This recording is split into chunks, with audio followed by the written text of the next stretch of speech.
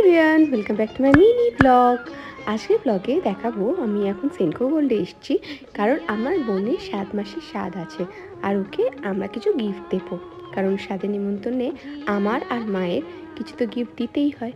তখন মা বলল, তোকে আমি টাকা দিয়ে দিচ্ছি, তুই কিনে নিয়ে আয়। সকালে আমার কাজ ছিল, কাজ থেকে সোজা আমি বাগমোড়ে সেনকো গোল্ডে চলে গেছিলাম। মায়ের টাকা দিয়ে এই ব্রেসলেটটা কিনেছি আর আমার টাকাতে এই সেটটা। কেমন হয়েছে নিচে কমেন্ট করে তোমরা জানিও। কিন্তু সেনকোতে এত সুন্দর গসিপ কালেকশন।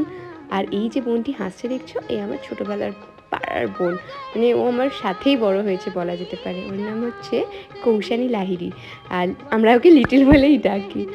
আর ওকে আমি টাটা করে বেরিয়ে যাচ্ছিলাম, এদিকে ভুলেই গেছিলাম যে ব্যাগটা আমার রয়ে গেছে।